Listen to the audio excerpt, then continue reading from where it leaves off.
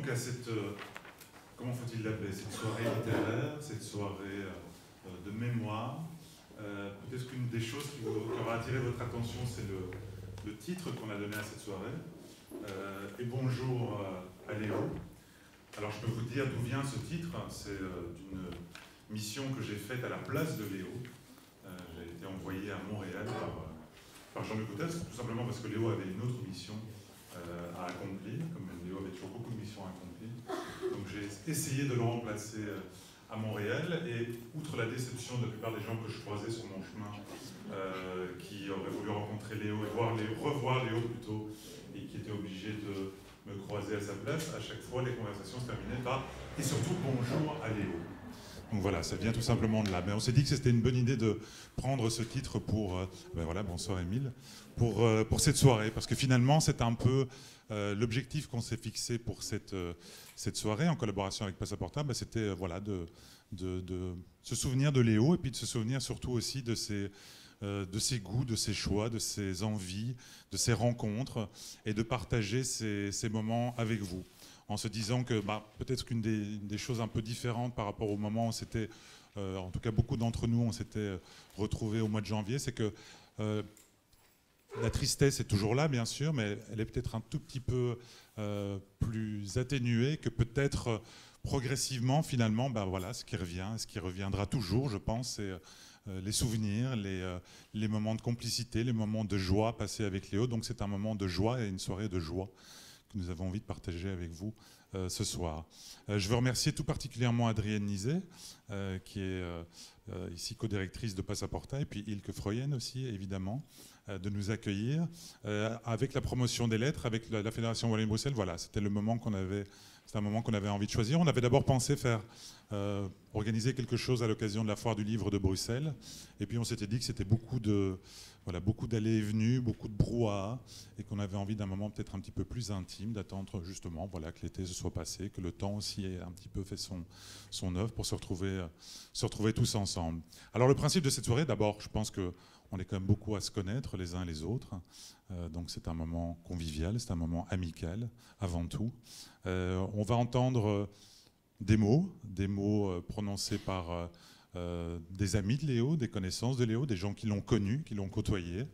C'est un des axes, on va dire, de cette soirée.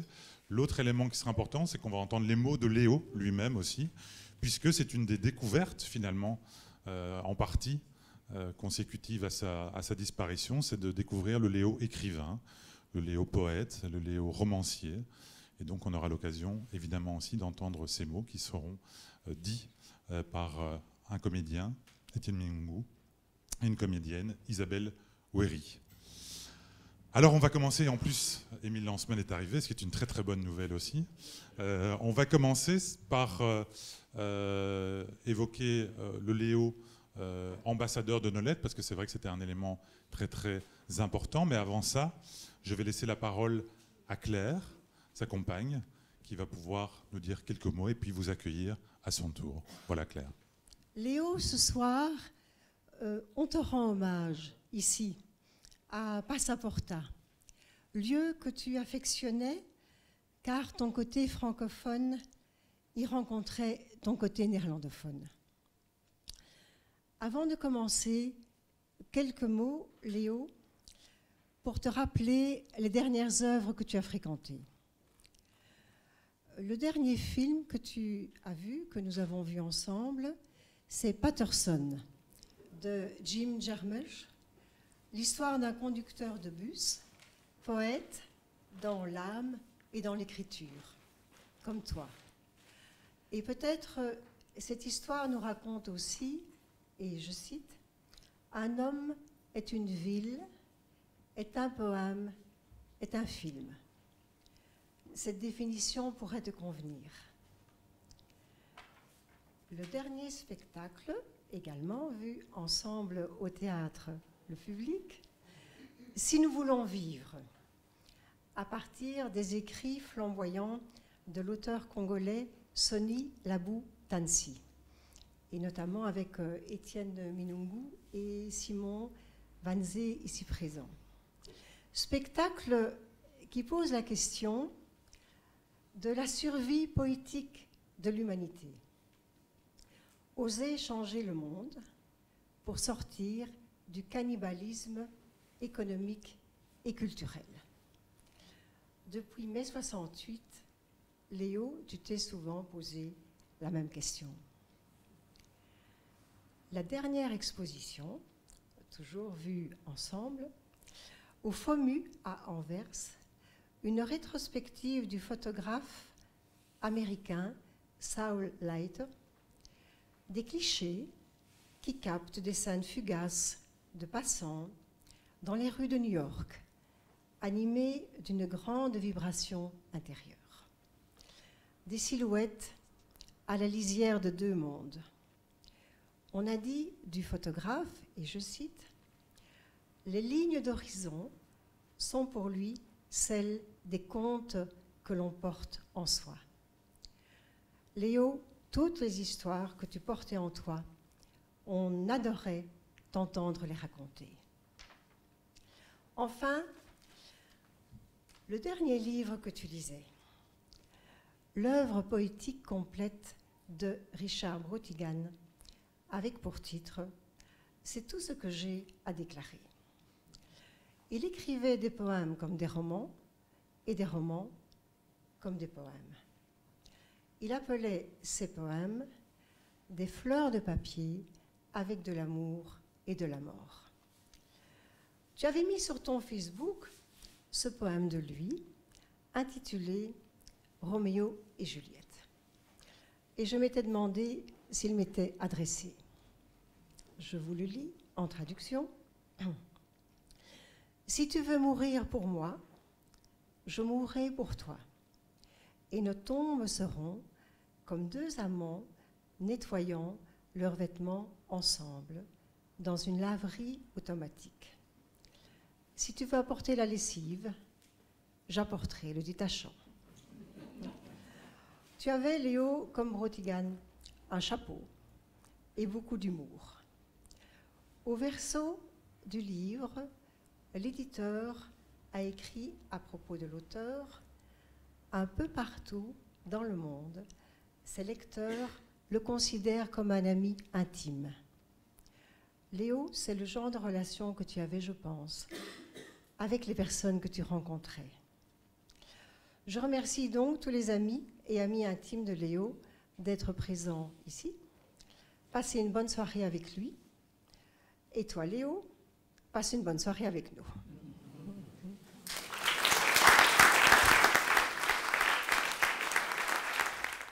Quand j'ai rencontré Léo à la promotion des lettres au Palais des Beaux-Arts dans les années 80, j'avais encore, de même que Joseph Duhamel, complice depuis longtemps, un souvenir très vif de ceux qu'on appelait à l'époque, dans le milieu de la librairie et de l'édition, les représentants.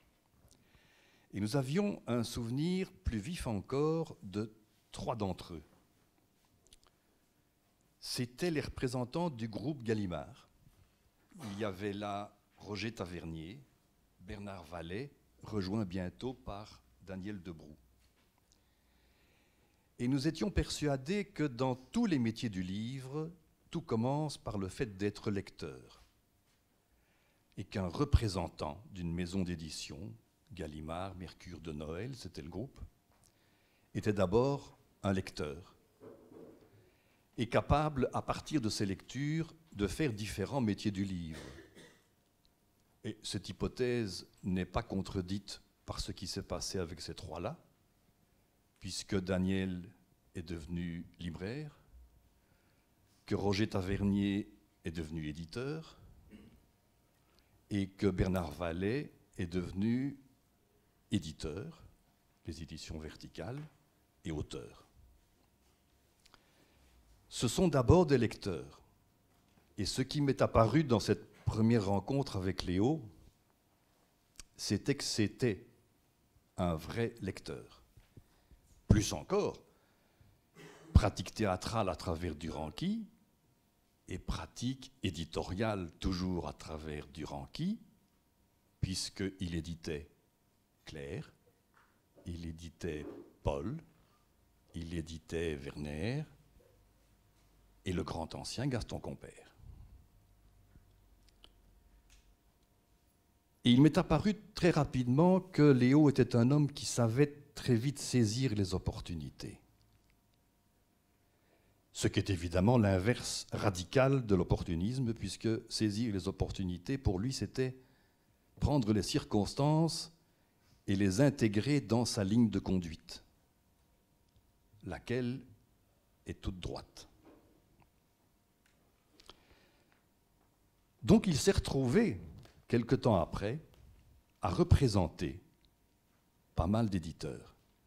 Et le hasard des situations a fait que il y avait là-dedans quasiment tous les éditeurs de théâtre, et qu'il a négocié, incorporé et représenté les cahiers du Rideau, Didascalie, Alternative théâtrale et les cahiers Théâtre Louvain.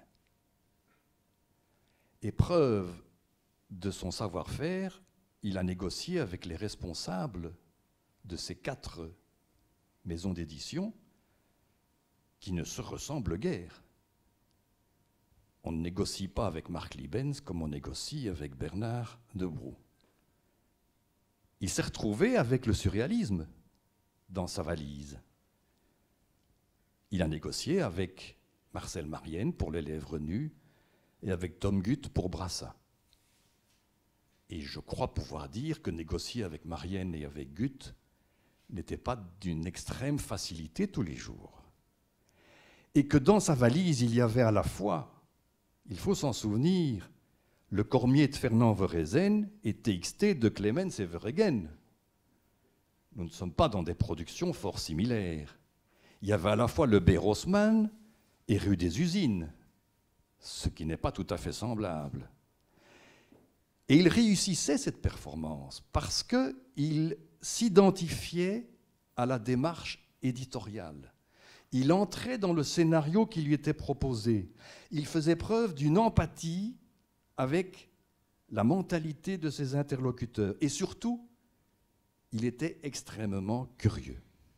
Et le voilà donc, avec dans sa valise, le voilà voyageur dans des pays de plus en plus lointains et dans des circonstances, Laurent l'a évoqué, de plus en plus nombreuses.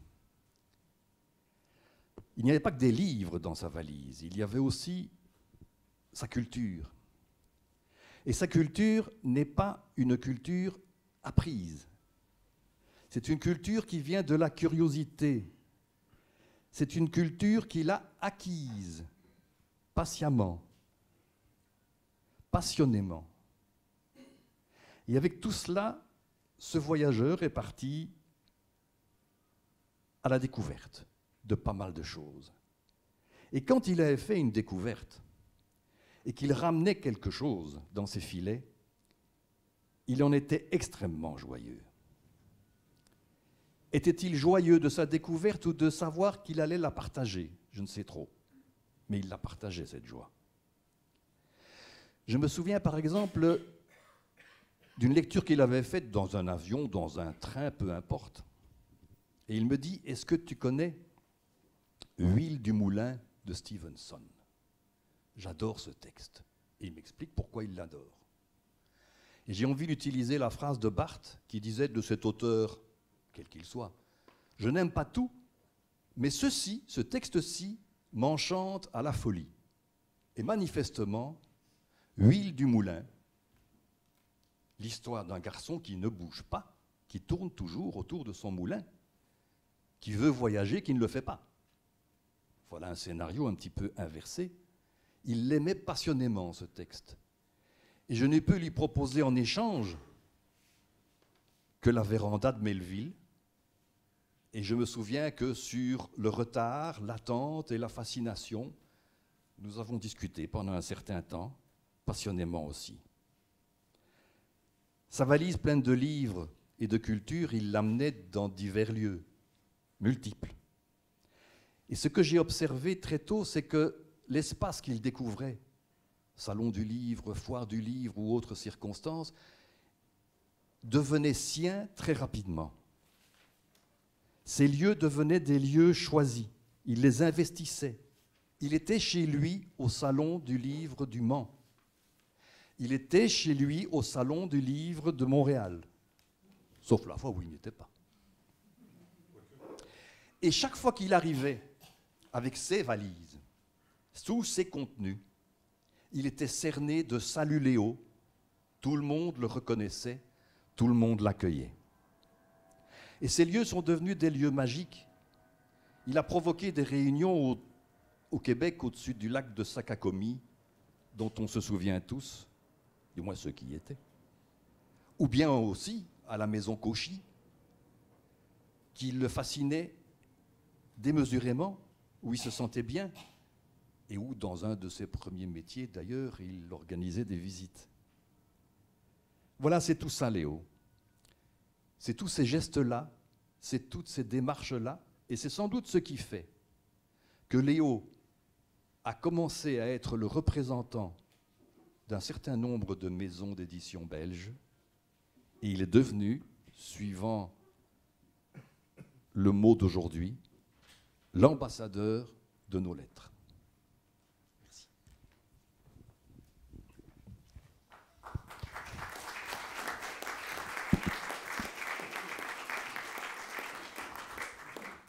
Merci Jacques.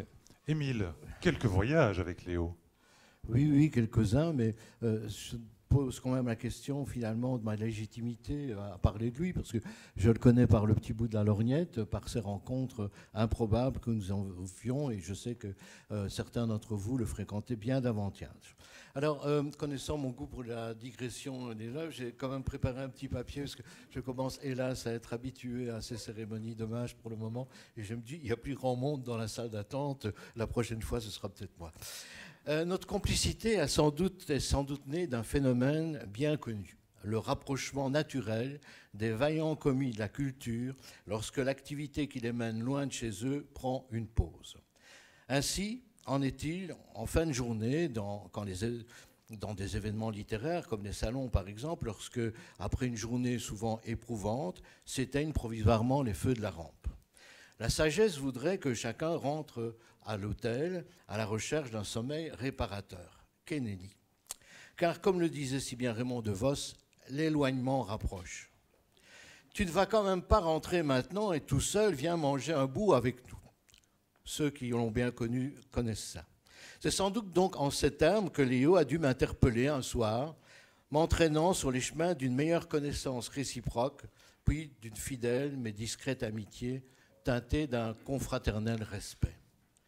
D'autant que nous avons ce soir-là trouvé rapidement un premier champ passionnel commun, le théâtre. Il ne m'aura en effet fallu que le temps d'une bonne bouteille pour découvrir que dans le jardin secret de celui que je savais féru de littérature, le théâtre avait tenu et tenait encore une place singulière, y compris dans ses formes les plus avant-gardistes. Nous avons donc rapidement investi un sujet de conversation déclinable presque à l'infini. Le théâtre contemporain est-il encore de la littérature ?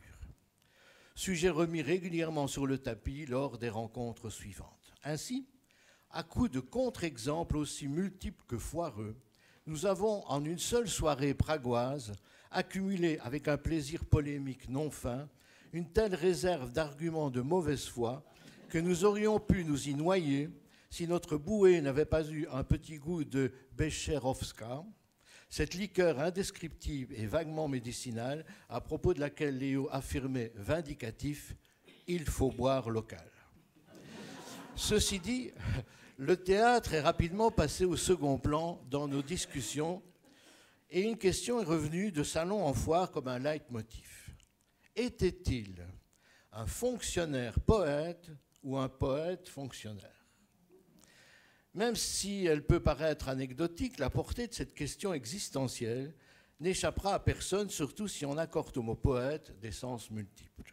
Car oui, et c'est à son grand mérite, j'ai toujours pensé que l'ami Léo pouvait se prévaloir d'une gestion poétique de sa fonction de promotion des lettres belges, sans pour autant que son efficacité n'en pâtisse, au contraire.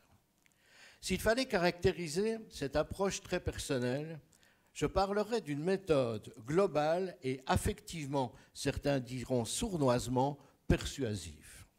Je me souviens l'avoir entendu dire à plusieurs reprises quelque chose qui devait ressembler à peu près à ceci. La littérature n'échappe pas à la règle d'opposition entre les anciens et les nouveaux. Les œuvres des anciens ont été patinées par le temps et tu peux les défendre sans risque, puisque l'argument d'autorité et de notoriété te sert de bouclier. Avec les auteurs plus récents, c'est plus compliqué. Sur quoi tu te bases?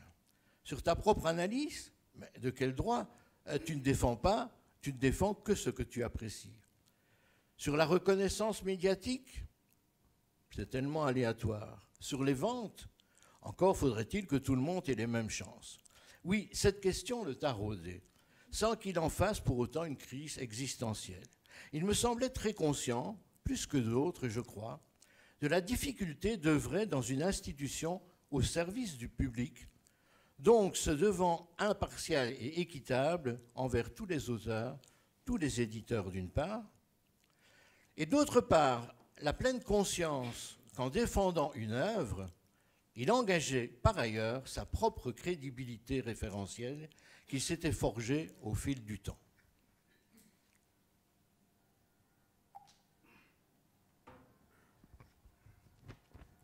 Car sa grande force était évidemment ce fil du temps, tu l'as rappelé, sa présence régulière dans des événements récurrents, sa convivialité légendaire appréciée des organisateurs, et surtout son contact éminemment positif avec les visiteurs qui venaient lui parler d'ouvrages conseillés l'année précédente et de ce qu'il recherchait aujourd'hui. Bien plus qu'un teneur de stand, il était un vrai ambassadeur, souriant des lettres belges, de nos auteurs et de leurs éditeurs. Mais il faut être armé pour jouer un tel rôle. En l'observant attentivement sur les stands où nous nous retrouvions, j'ai pu admirer l'ampleur de ses connaissances littéraires, non seulement au niveau des œuvres patrimoniales, mais aussi et surtout en ce qui concerne les nouveautés, y compris, et ce n'est pas commun, dans le domaine des écritures dramatiques qui me concernaient au premier chef. Bref, il donnait en tout cas l'impression d'avoir tout lu, ou presque, ce qui m'a valu le plaisir un jour de lui apporter un dessin du chat de Gueluc qui disait quelque chose à peu près « Il y a des livres qui rendent con, le problème est qu'il faut les avoir lus pour s'en rendre compte. » Il a beaucoup ri, il m'a rassuré sur sa santé mentale et m'a offert l'apéro. Ainsi était Léo. Voilà, on s'est dit que ce serait intéressant d'entendre certains auteurs, d'entendre des extraits d'auteurs que Léo appréciait. La difficulté, c'était de choisir, parce que Léo avait un tel enthousiasme pour un nombre considérable d'auteurs, qu'ils soient belges, parce que non seulement Léo lisait tout ce qui sortait en Belgique, mais il lisait à peu près tout ce qui sortait ailleurs aussi. Donc ça a été très difficile de choisir. On a fait un choix tout à fait arbitraire, hein, c'était finalement le plus simple. On a choisi un auteur belge et un auteur français. Alors l'auteur belge qu'on a choisi, c'est un auteur tout à fait contemporain, Patrick de Clercq. Alors pour ceux qui ne le connaissent pas, Patrick de Clercq s'est d'abord fait connaître avec un livre coup de poing qui s'appelait Les Naufragés, qui relatait son expérience de la première, du premier centre d'urgence psychiatrique dédié au SDF à Paris, livre qui a eu un grand retentissement. Et puis il s'est lancé suite à une aventure médicale malencontreuse, la découverte d'une tumeur dans son cerveau, dans la rédaction d'une trilogie qui a commencé avec Socrate dans la nuit. Léo est tout de suite tombé en amour, comme on dit au Québec, avec Patrick de Clercq. Je me souviens qu'il m'avait fait découvrir Garantie sans moraline, qui est un recueil de nouvelles et qu'il avait adoré, entre autres une nouvelle qui parlait d'une crémation en Flandre qui était extrêmement sombre et qui le faisait hurler de rire, littéralement. Et donc il a apprécié aussi tout particulièrement cette fameuse trilogie qui commençait par Socrate dans la nuit et puis qui s'est achevée par Crâne, le récit médical de l'opération de cette fameuse tumeur au cerveau. Je demandais à Isabelle Ouéry de venir nous lire un extrait de Crâne, un extrait particulièrement drôle et sombre en même temps, ce qui correspond bien à l'œuvre de Patrick de Clercq, et je pense qu'il correspondait bien à ce qu'aimait Léo chez Patrick de Clercq. Je crois que ça ira comme ça. Bonsoir. Alors moi, je suis la voisine de Claire et de Léo, puisque j'habite Scarbeck, comme plusieurs d'entre vous ce soir. Et donc, j'ai eu le privilège de croiser aussi Léo au Deleuze, au restaurant. Et c'était plus qu'un plaisir, vous pouvez imaginer. Donc voilà. Et donc, Patrick de Clercq-Crane. Alors, les filles. Les filles. Le sujet même énerve Nacht. Alors, il ferme son livre, alors que lui vient enfin cette distrayante problématique. Car enfin, on dit les filles. Les filles.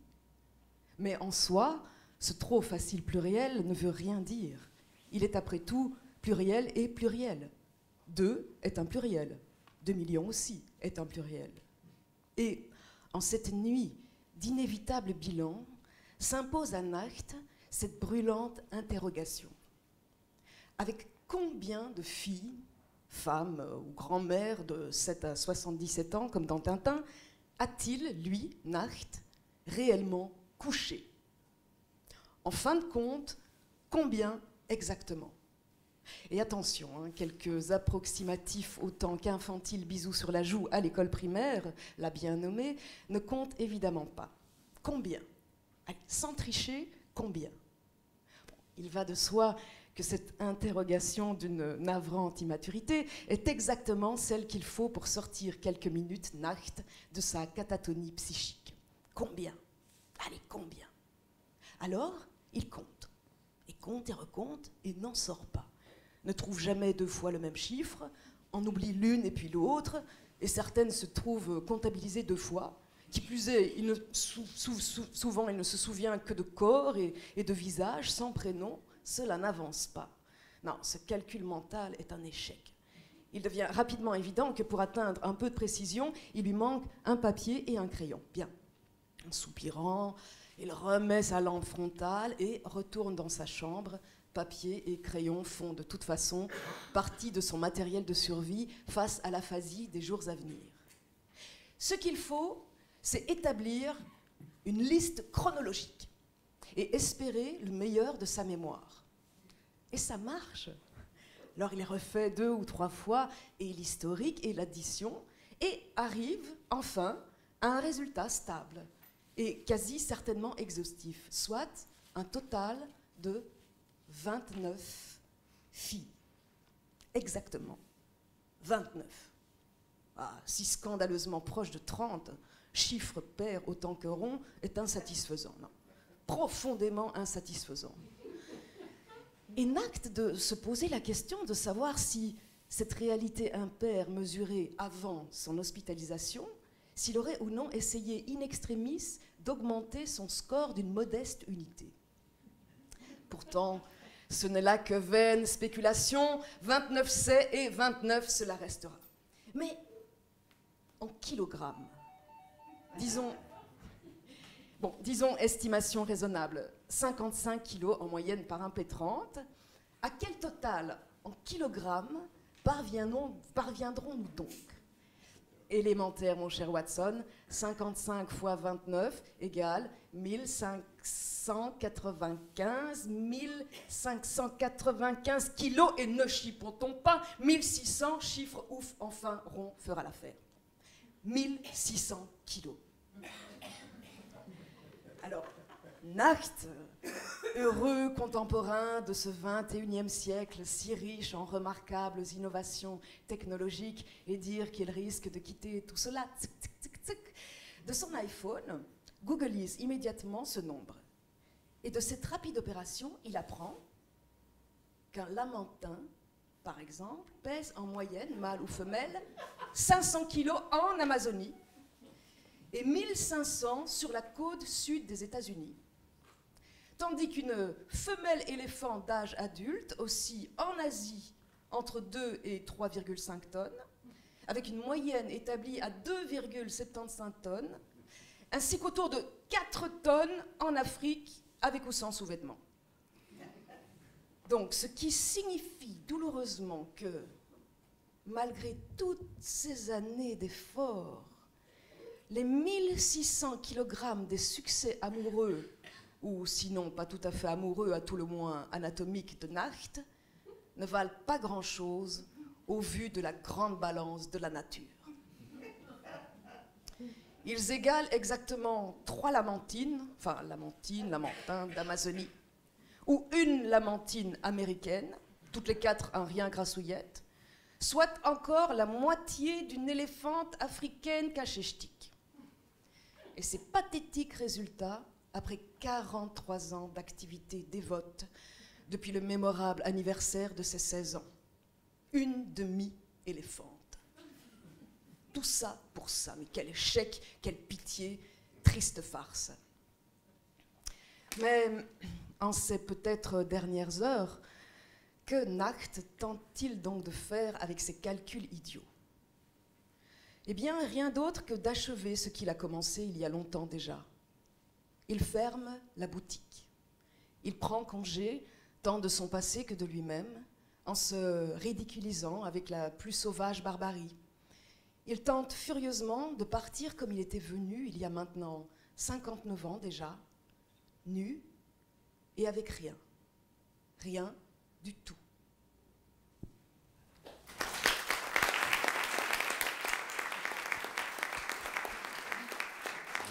Alors un autre auteur dont je partage la passion avec Léo, c'est Gérard Oberlé. Alors Gérard Oberlé, c'est pas un auteur extrêmement connu, il n'a pas une production énorme, c'est un bibliophile, bibliographe aussi, grand amateur de livres anciens, grand ami du défunt Jim Harrison, et qui partageait justement avec Jim Harrison la passion du vin, de la nourriture, de la bonne chair, autant de qualités dont je me suis dit qu'elle plairait probablement à Léo, et donc je lui avais offert un petit livre au titre évocateur qui s'appelle Itinéraire spiritueux. On y trouve voilà, le récit par Gérard Oberlé de son propre itinéraire, à la fois de lecteur mais aussi de buveur. Et Léo, évidemment, n'a pu que s'enthousiasmer pour un tel profil. Je vais demander à Étienne Milongo de venir nous faire entendre quelques mots de Gérard Oberlé.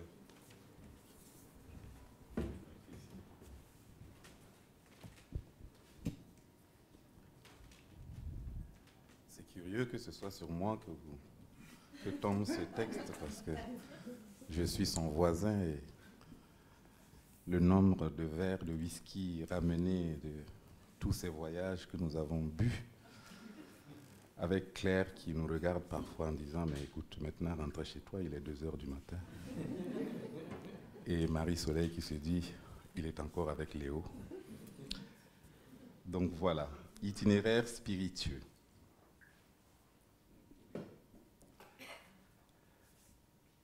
Revenons à mon trajet spiritueux, itinéraire romanesque débordant, avec bamboula et gueule de bois, roulis et tangage, voix solennelle et cul-de-sac, beaux accords et lourdes factures, blandissent mystérieuses brouillards de honte, 60 années de croisière où les vents ont soufflé comme des désirs en fête, avec des récifs où pleurent les sirènes, des ports illusoires et de nouveaux appareillages.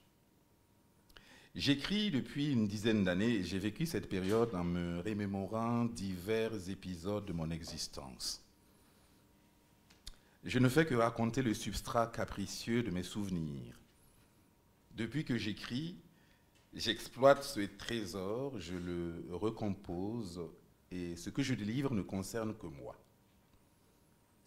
À Luciana Capretti, qui lui demandait pourquoi la majeure partie de son œuvre était autobiographique, Charles Bukowski répond. Pourquoi est-ce que je mets mes propres chaussures le matin et non celles de quelqu'un d'autre? Pourquoi est-ce que je rêve mes rêves à la place de ceux de mon voisin? Je veux tout simplement fuir une réalité commune déformée par de faux besoins. Ma réalité n'est pas votre réalité. Et comme la dame enchaînée sur l'alcool qui a ruiné la vie de nombreux écrivains américains, les Faulkner, London, Hemingway et O'Neill, en lui demandant s'il ne craignait pas le même sort, il lui rive son clou en disant que ce n'est sans doute pas l'alcool qui a ruiné la carrière de ces écrivains, qu'il y a bien des choses capables de démolir un écrivain, des grandes choses, ou bien une succession de petites choses car la source de la créativité est très mystérieuse et qu'on n'en sait rien. Lui, en tous les cas, n'a jamais songé à arrêter la boisson. Il a découvert que c'était une fonction agréable, créative et sensée. À partir de 70 ans, il avait bu plus de bibine que la plupart des gens n'avaient bu d'eau. Le naturel, si vous le chassez, revient, paraît-il, en galopant. Mais le surnaturel, si vous le congédiez, croyez-moi, il ne revient jamais.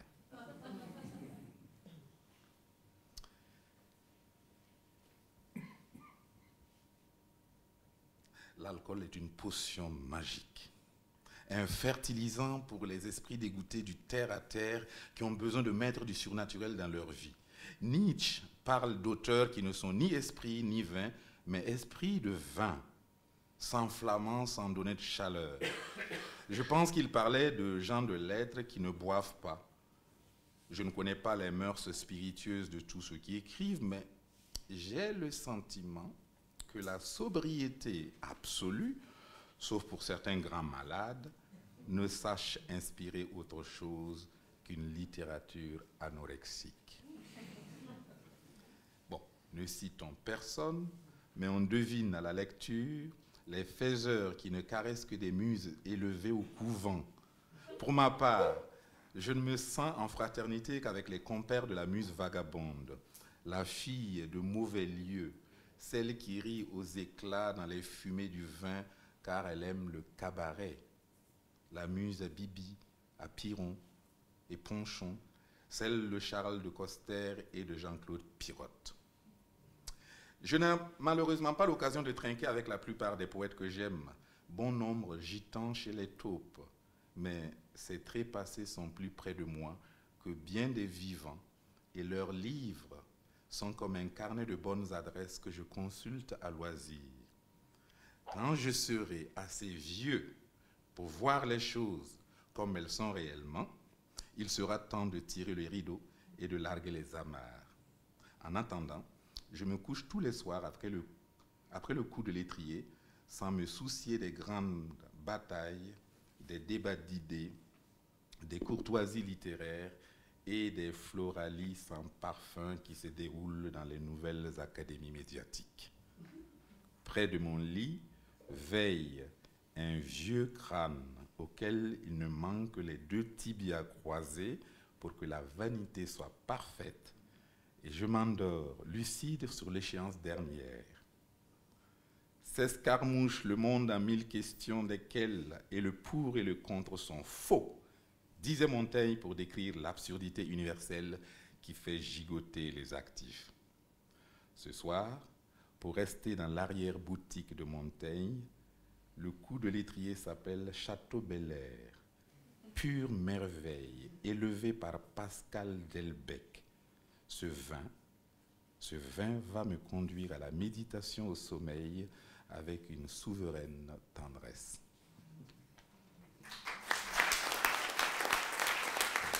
Bonsoir. Bonsoir. Alors, voilà, juste deux mots avant de lire avec Jacques un des dernières choses que Léo a faites et qui était, je pense, pour lui, qui a été vraiment importante, qui était la traduction qu'il a bien voulu faire de mon adaptation de Madame Bovary, mais Jacques va vous en parler dans un instant. C'est vrai que le théâtre pour Léo, et on l'a dit, on ne le sait peut-être pas suffisamment, mais c'était quelque chose d'extrêmement important. Nous sommes quelques-uns ici à nous rappeler, à avoir vu les spectacles qu'il a faits. Je crois qu'il y a 27 ans, 28 ans déjà. Ces choses magnifiques qui étaient les spectacles avec Pierre Vinck, le spectacle avec Claire Jomain qui jouait aussi, et puis ce formidable maître et maison de thé dont j'ai un souvenir absolument étonnant avec Werner, qui est vraiment un moment tout à fait lumineux. Je sais aussi que, petite parenthèse, qu'un jour en sortant d'une représentation de maître et maison de thé qui se jouait à côté du Rideau de Bruxelles. Ils ont aperçu des bouteilles de champagne. Ils ont piqué 1 ou 2 bouteilles de champagne et puis ils sont rentrés chez eux pour les boire. Et voilà, bien mal acquis ne profite jamais. C'était des bouteilles de champagne de théâtre, ce qui fait que ça n'était pas particulièrement bon. Voilà. Léo est venu voir plusieurs de mes pièces, plusieurs de mes des spectacles. Et lorsque je lui ai dit que j'adaptais Bovary, il était très curieux et m'a questionné beaucoup. Et puis il m'a dit « Oh, je viens ». La première était à Paris, ça joue à Paris, au Poche Montparnasse. Il s'est déplacé particulièrement pour venir. Et il m'a dit « Garde-moi une place pour la première, absolument ». Et après, voilà, on a parlé. Il a dit « Non, je vais le traduire et je crois qu'il s'y est. Pardon, excusez-moi, je suis un peu ému et enroué. Et ici est jeté corps et âme. Mais c'était aussi un éditeur formidable. Je lui dois l'édition à Douranki du paysage avec Comme nu dans la neige. Et quel éditeur, bon Dieu, quel éditeur aurait l'idée, alors que Werner avait écrit ce magnifique poème qui s'appelle « Paysage avec Comme nu dans la neige », de dire on va faire un livre double. On va faire un livre double et toi, Paul, si tu veux, tu écris un petit roman qui portera le même titre et je les publie ensemble. Et ça a fait quelque chose qui est, me semble-t-il, tout à fait unique dans l'histoire de l'édition, c'est-à-dire ce double livre magnifique sous coffret, 2 fois paysage avec Comme nu dans la neige.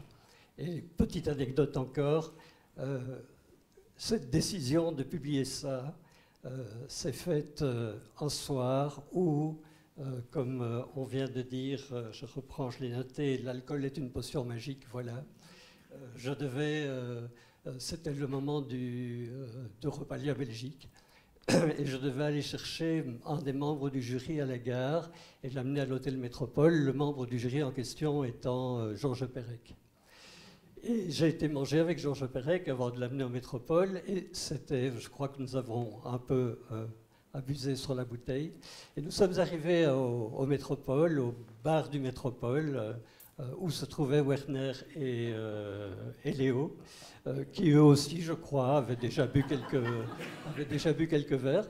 Et donc c'est là qu'une discussion un peu improbable et magnifique pour les annales de la littérature a fait que, normalement, devait sortir un triple livre, parce que Georges Perec avait dit qu'il ferait, Werner est témoin, il ferait l'essai intitulé « Paysage avec Comme nu dans la neige », mais malheureusement, il est décédé quelques jours plus tard.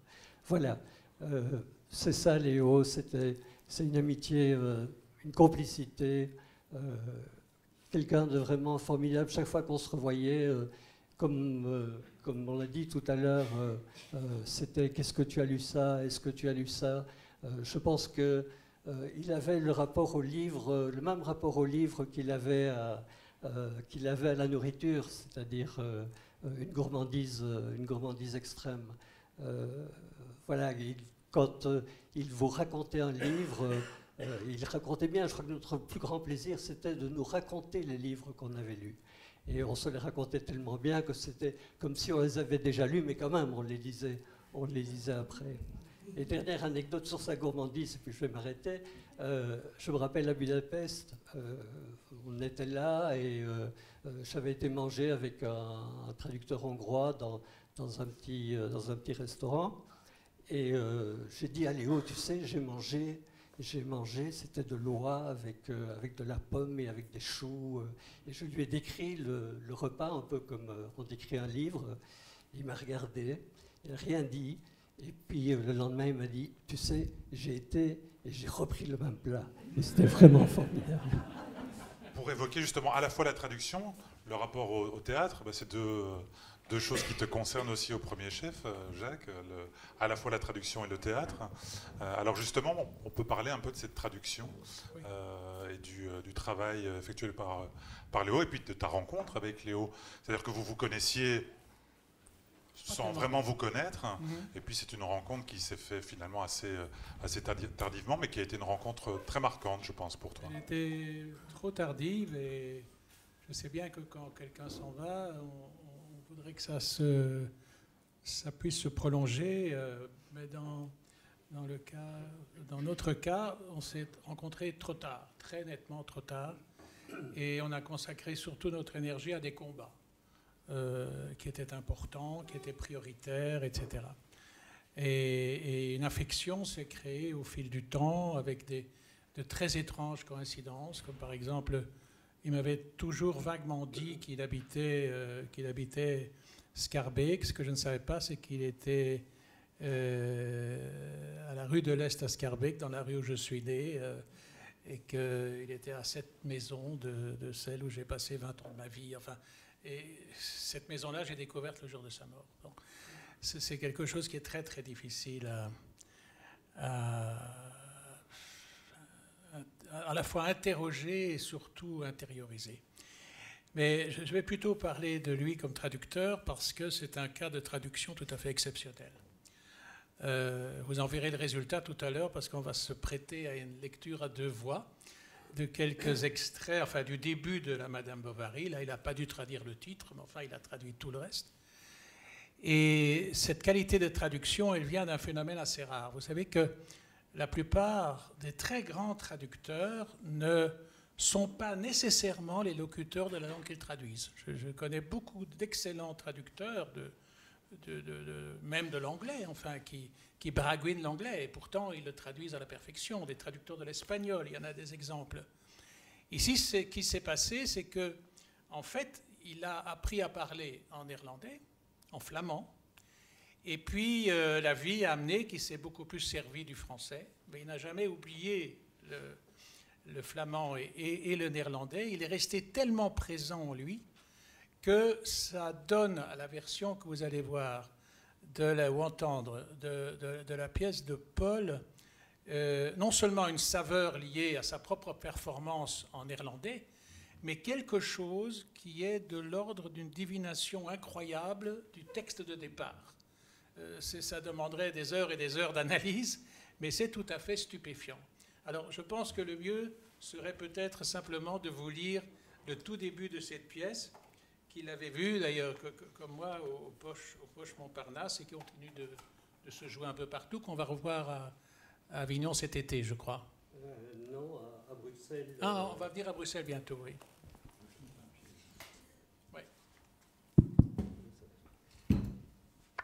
À Bruxelles, à Louvain-la-Neuve au mois d'octobre et à Volubilis aussi, je crois. C'est ça. Donc ça commence par une chanson, en fait. Oui. Alors voilà, l'adaptation commence, si vous vous rappelez, si vous connaissez le roman, commence pas au début du roman, mais au moment du mariage de Charles Bovary et de Emma. On y va ? Donc ça commence par une chanson, c'est la chanson de noces. Vive la mariée, vive le mari, la fille au père Rouault épouse Bovary. On a mangé et bu comme des Iroquois, longtemps nous parlerons de ce festin de roi. Leven de bruidegom, Pardi, de dochter van Rouault trouwt nu met Bovary. Wij hebben gezopen en gegeten als de Irokezen, een koninklijk festijn dat nog lang zal worden geprezen. S'approche l'instant fatal où, dans le lit nuptial, on verra succomber aux assauts du marié sa chère et tendre Emma. Komt aan het fataal moment en is het voor ons bekend dat onder de lakens in zijn hemd Charles nergens meer voor remt en zijn tedere Emma doet bezwijken. Et comme elle aimera un si bon rituel, elle restera fidèle et gardera son cœur à son triomphateur. Van een ritueel zo delicieus wil zij altijd graag horen, zo blijft zij trouw en heus, laat zich echt niet snel bekoren Haar sater is te precieus. Il lui fera des enfants à tire-larigot, car faut peupler la France de grands et forts marmots. En zij zal kinderen baren à tire-larigot. Sterke jongens voor la France à gogo.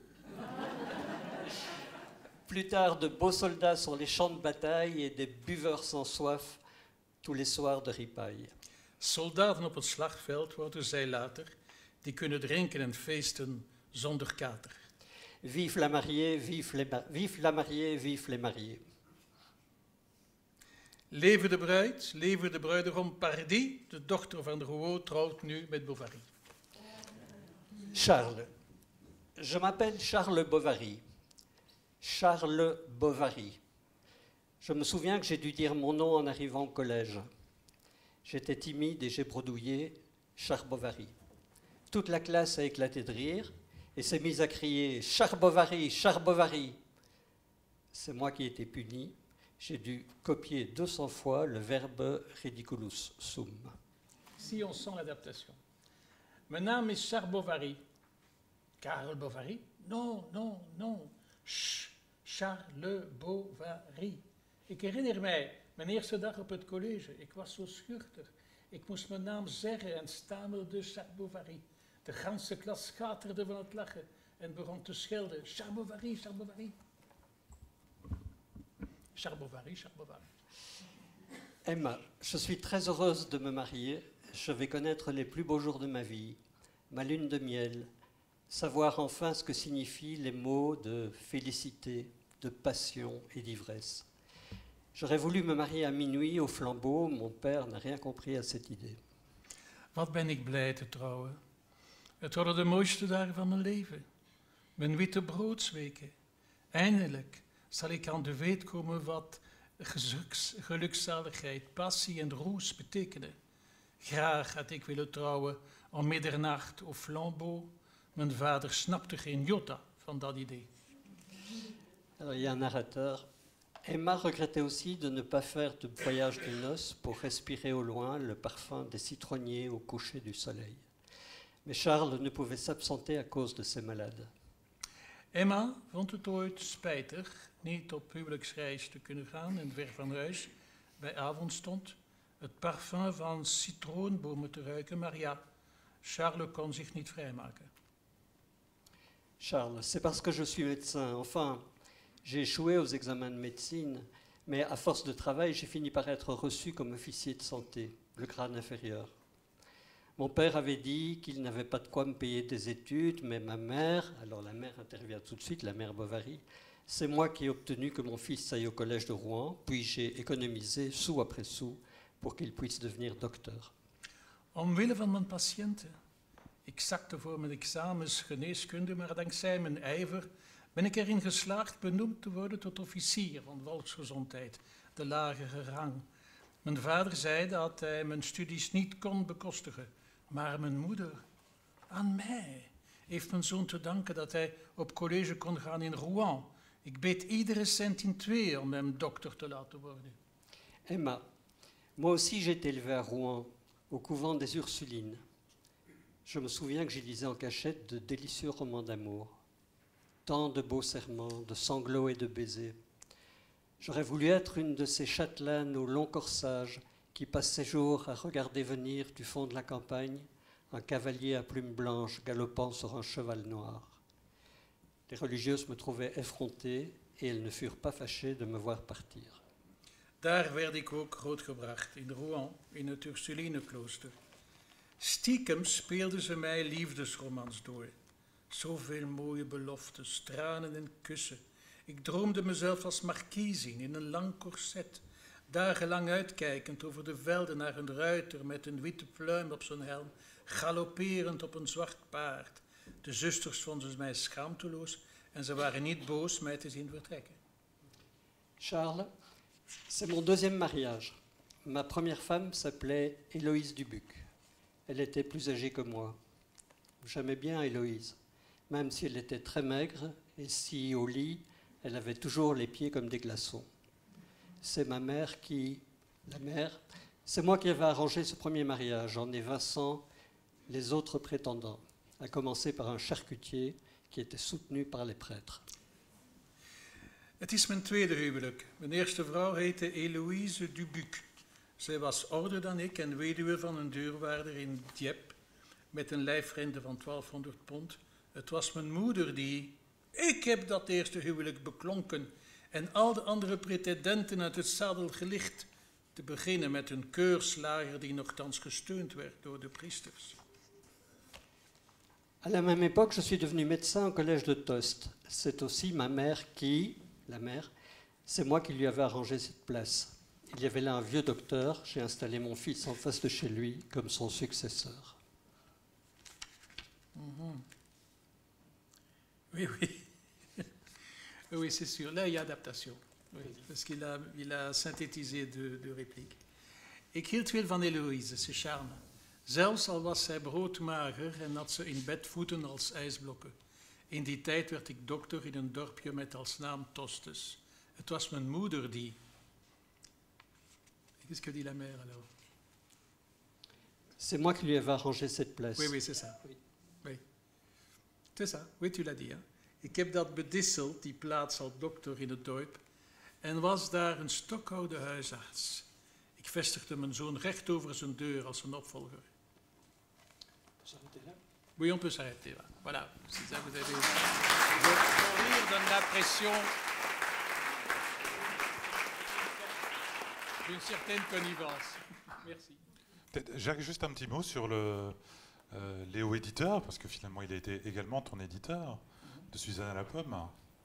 Pardon? Il a été ton éditeur aussi. Ah oui, oui, ça il s'est épris d'un texte dont il était pris au préalable l'épouse de Paul, Maya, et Maya Polaskova, et qui m'avait dit j'ai envie d'illustrer ce récit qui est apparu dans un livre qu'on a fait ensemble qui s'appelle Histoire de tableau, et le récit s'appelle Suzanne à la pomme. Suzanne, c'était bien normal puisque Suzanne est la fille de Paul et de Maya, et qu'en plus elle a joué ce rôle, elle a lu ça en public de différentes façons et de manière absolument magnifique. Alors non seulement il a pris sur lui de retourner à sa vocation d'éditeur et d'imaginer un superbe livre d'art qui n'existe toujours qu'à un seul exemplaire, et il est allé chercher un imprimeur qui soit vraiment l'artisan capable de réaliser cet ouvrage. Comme il y avait pomme dans le titre, il tenait à ce qu'il y ait des éléments de bois de pommier dans le livre, ce qui est le cas. Et ce livre, il l'a réalisé avec un amour artisanal. Mais justement, tout ce qu'on a entendu dire aujourd'hui, c'est un homme complet du livre. Il était éditeur, il était défenseur de la littérature, il était écrivain, il était traducteur, il avait une érudition, c'est vrai, absolument exceptionnelle. Et puis c'était un goûteur. Je crois que ce qui le motivait le plus, c'était le plaisir et la jouissance.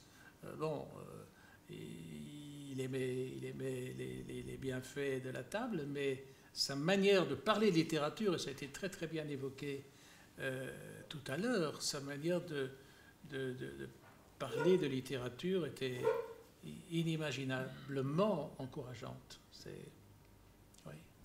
Merci Jacques. Voilà. Merci Paul. Merci. Léo est arrivé, il a tout inventé ou réinventé, aussi bien le système informatique que tous les moyens de distribution. Il a même été jusqu'à construire son sens du travail bien fait. Il était jusqu'à construire dans le coffre de sa voiture des étagères, ce qui lui permettait de parcourir toutes les routes de Flandre et de Wallonie. Il y a littéralement usé ses amortisseurs, mais ça lui a permis un coup dont je me souviens qu'il était fier comme tout, dont il est fier comme tout. Il était à la librairie Leto à Mons, et il essaie de placer quelques ouvrages, dont des livres de l'Académie. Et arrive à ce moment-là un monsieur qui avait entendu parler, enfin il cherchait un bouquin sur le vocabulaire de la mine. Et dans les livres que distribuait Léo, il y avait édité par l'Académie, le titre précis m'échappe, mais c'est le le vocabulaire du mineur Borin. Et Léo, tout fier, a été chercher dans l'étagère de sa voiture l'exemplaire et l'a vendu instantanément. Le libraire était ravi, était absolument comblé. Et donc, c'était un de ces coups de génie de Léo. Alors, Léo s'est aussi été chargé très vite de nous représenter à l'étranger. Et donc, on l'a entendu souvent parler de dédouanement, valises diplomatiques, factures pro forma et autres joyeusetés. Et un jour, il était confronté à un problème tout à fait particulier. C'était dans un pays de l'Est, je ne sais plus lequel, c'était avant 89, donc le mur existait bien encore. Il avait vendu des livres et que faire avec l'argent de la vente, puisque on ne pouvait pas rechanger la monnaie locale en francs belges et on ne pouvait pas sortir la monnaie du pays. Et Léo a eu l'idée de génie d'acheter avec ça des bouteilles de vin et d'alcool. Attention, il ne les a pas bu, il les a laissées à la garde du délégué du CGRI sur place. Et ça a servi l'année suivante à payer le cocktail d'inauguration du stand de la foire. Vous voyez qu'on lui prête des intentions qui sont parfois un peu excessives. Non, non. Donc ça, c'était le travail de Léo à la promotion des lettres. En 91, il nous a tous suivis dans de l'intégration au ministère. Et là, son travail a changé dans la mesure où le travail de distribution tel qu'il l'a fait a été repris par d'autres. Il a dû revendre sa voiture parce qu'il n'y avait plus d'amortisseur. Donc il était très content de pouvoir changer de travail. Et donc c'est surtout les foires et salons à l'étranger, où il a évidemment, alors là, d'autres l'ont dit mieux que moi, fait preuve de son incroyable capacité à s'adapter, son capacité d'invention, aussi son don exceptionnel pour les langues qui lui permettait de parler à l'aise, vraiment dans tous les contextes. C'était aussi l'occasion pour lui de se créer un carnet d'adresses énorme. Et d'ailleurs, on a vu au moment de son décès des gens qui se manifestaient, mais littéralement aux quatre coins du monde, parce que Léo les connaissait personnellement. Et un de ses grands coups d'éclat, ça avait été vers la fin de sa carrière, c'était la foire de Taipei, où il avait réussi à ce que la communauté française de Belgique soit l'invité d'honneur de la foire de Taipei. Et Martine Garçou est là, donc je ne veux absolument pas la vexer, mais en disant que ce n'était pas elle qui était la vedette de la promotion des lettres, c'était Léo. Hein, puisque tout le monde connaissait, tout le monde dans la foire de Taipei, ou que ce soit la foire de Francfort aussi, connaissait Léo. Donc voilà, c'était devenu quelqu'un qui était, évidemment, se caractérisait par sa bonhomie, par sa jovialité, par son côté très drôle aussi. Mais je voudrais évoquer un aspect qui était déjà un petit peu abordé, mais qui, je crois, est quelque chose qui a fait la relation de Léo avec quelques-uns de ses collègues au ministère, c'est le fait qu'il était en fait flamand d'origine. Et donc il est né dans un milieu, il est né à Gand, c'est avant tout un Gantois. Il est né dans un milieu très modeste, il n'a pas eu l'occasion de faire des études poussées. Et donc quand on voit ce qu'a été son parcours par après, c'est d'autant plus remarquable de savoir qu'avec le peu de chance qu'il a eu au début de la vie, il a pu faire un parcours tel que celui-là. Il a appris le français sur le tard, finalement. C'est ça qui est étonnant. Alors qu'il a aujourd'hui une œuvre littéraire en français, il n'a appris le français qu'au moment où il est venu à Bruxelles. Claire me corrigera, mais je crois que il avait 20 ans ou à peu près qu'il s'est même vraiment mis à apprendre le français. Avant, c'était le néerlandais, d'abord le flamand, puis le néerlandais, puis essentiellement l'anglais. Et il a pu parler d'autres langues également. Mais pour lui, malgré tout, il restait profondément gantois. Alors il était pendant un temps guide chargé de la découverte de Bruxelles dans le cadre de l'Aro, mais Bruxelles n'était à ses yeux qu'une pâle copie de Gand. Gand était la plus belle ville du monde. D'ailleurs, il faut écouter ce qu'il en dit dans l'émission, que Thierry Génicot lui a consacré là en février dernier. Il parle de gants en termes absolument dithyrambiques. Et il aimait bien se replonger régulièrement dans l'ambiance des Gänsefesten. Je sais qu'il y a amené Carmelo, entre autres, et d'autres. Il voulait absolument montrer ce que c'était la ville de Gand. Mais un jour, pourtant, nous l'avons coincé en délit d'ignorance. Il voyageait beaucoup et entre autres il allait souvent à Moscou. Et je ne sais pas pourquoi il y avait une sorte de fatalité, mais les voyages à Moscou étaient toujours compliqués. Il y avait toujours des problèmes d'avion et de réservation. Je ne sais pas pourquoi, particulièrement à Moscou. Et on lui a fait remarquer qu'en bon gantois, il devrait savoir qu'il y a un moyen très simple d'aller à Moscou. On va à la gare de Gand-Saint-Pierre, on prend le tram 4 dont le terminus est Moscou. Moscou est en fait un quartier de Gand et Léo n'a jamais pu nous expliquer pourquoi ça s'appelait Moscou et en français, pas Moscou, non, c'est Moscou. Et Léo avait donc une culture énorme aussi, une culture vraiment très vaste dans tous les domaines littéraires aussi, mais il y avait un plaisir, et je crois qu'on était 2-3 à être d'origine un peu... Lui, il était franchement d'origine flamande, nous l'étions un peu moins. Mais donc, il y avait un plaisir à parler le néerlandais populaire, avec nous. Et donc, je crois que sa truculence, entre autres, venait de son néerlandais qui était presque rabelaisien, si on peut dire, et des aspects de sa culture flamande. Et entre autres, il adorait utiliser certaines expressions gantoises ou flamandes, dont... Je vais en reprendre quelques-unes. Par exemple, au moment de prendre le café, en bon gantois, il disait « un potje koffie ». Ou alors, quand il allait plus trivialement aux toilettes, il disait « ich ga de pataatjes afgieten ». Expression très populaire. Donc. Mais alors, une que j'ai beaucoup appréciée, il prétendait, et c'est vrai, j'ai été vérifié sur Wikipédia, il n'a pas menti, le roi Louis XVIII était pendant quelques mois en exil à Gand, et les Gantois lui avaient donné un surnom. Alors attention, le geste que je vais faire est important, les Gantois l'avaient surnommé Louis XVIII. Et donc, quand Léo était amené à transporter des caisses, et il a eu beaucoup de caisses à transporter dans sa vie, il me disait... Ik ben Léo 18.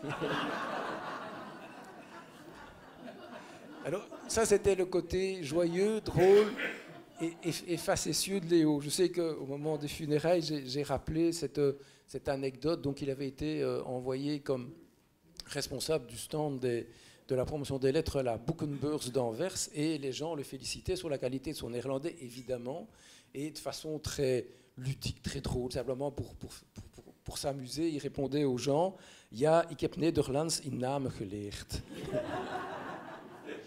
Et après ça, toujours cet esprit de drôlerie, de provocation, sur le mur en face de la porte de son bureau, il avait repris les panneaux qui indiquaient le stand en Anvers et on voyait en face de son bureau « Franse Gemeenschap ». Et donc, ce qui a provoqué quelques remous dont Léo s'amusait au sein du ministère. J'ai aussi parlé de son sens de la facétie. Il y avait un dossier qu'il consultait à un moment bien précis de la journée. C'était juste avant le dîner. Alors, ça portait le nom d'une ville qui ne se singularisait pas par un salon littéraire connu. Pourtant, cette ville, c'était Glasgow. Et quand il consultait le dossier Glasgow, en fait, ce dossier contenait en fait une chose, c'était une bouteille de whisky que Léo avait reçue à je ne sais trop quelle très l'occasion. Et donc, son sens de la drôlerie, de la facétie, était quelque chose d'important et qui rendait le travail avec lui, vous avez compris, spécialement agréable. Et je crois, pour redevenir un petit peu plus sérieux, c'est qu'un de ses grands coups de cœur littéraires de ces dernières années, ça avait été le livre de Stefan Echtmans, Oorlog en Terpentijn, Guerre et Térébenthine. Parce que dans ce livre, Stefan Echtmans évoque son grand-père, et son grand-père, en fait, vivait dans le quartier où Léo lui-même a vécu, mais quelques petites années après, quoi. Et ça avait été pour Léo quelque chose de très important de voir le devenir littéraire de ce quartier très modeste de son enfance. Et ça lui faisait avec grand plaisir. Il m'en a parlé vraiment avec beaucoup de joie et d'émotion de ces descriptions de ce quartier. Et ce qu'il admirait aussi, c'était la langue littéraire de Hertmans, avec sans doute beaucoup de mauvaise foi, et je suppose que les Flamands dans la salle réagiront. Il prétendait que si Hermans parlait un si beau néerlandais à la fois si pur et si vivant, c'est parce qu'il était gantois et que seuls les gantois pouvaient parler si bien le néerlandais. Là, je lui laisse l'entière responsabilité de cette affirmation. Eh bien, ce soir qu'on évoque sa mémoire, je sais que souvent, quand le soir il rentrait et qu'il allait retrouver Claire, Johanna et Joachim, il disait « Allez, ik ben weg ». Et j'ai envie de lui répondre ce qu'il me disait parfois aussi « Ah ben Léo, salut en santé ». Gand. On cherche les fortes odeurs de lin, rouis couchés, paresseux contre la lisse, les brises du port où débarquaient les pins de la Baltique, le trafic de vieux rafiaux soviétiques. On cherche à la maison du peuple le peuple qui buvait en chantant et chantait en bravant les gendarmes, et les rues inondées en hiver avec pour l'été un seul robinet pour toute la rue basse. L'art de se promener est à mettre dans la même catégorie que le sommeil dont on ne peut se passer. Et j'entends au bar le cartel des chopes et des verres sur des airs de rock anglais et les rats du désert de Sir Montgomery qui buvaient sec des maltes purs à la défaite d'Hitler pour à l'aube partir sur Anvers avec des femmes en grappes de robes à fleurs et blouses déboutonnées à la Garbeau sur les chars dont les chaînes grinçaient et déjà sous Dullegrit perçait un groc. Derrière le vent où dorment les rêves, il neige sur Gand. L'Escaut, dans l'eau plus lourde lente, digère le ciel qu'il a bu toute la journée et l'astre de la lune dont les meringues fondent. Au cœur de la ville, où passent des calèches de touristes et des autos, là où se penchent sur la jeunesse en blue jean, de gothiques gargouilles et des affiches de vampes aux fesses lisses en moule de Zélande. En ces temps-là, on regardait les gros seins des cantatrices et les zeppelins roses qui s'échappaient du hangar de leurs robes. En ces temps-ci, filles aux jambes en perche de houblon, garçons aux yambes tagués en slam et hip-hop sont branchés Wi-Fi et brassent un coin de cosmos et parlent en passant par le point vide de l'horizon. Ils vont, vaques aux affaires, ne voient plus sous leur ventre la verge du beffroi et des tours qui dardent. Ils n'embrasseront plus l'ombre que la beauté jette au pied de la ville.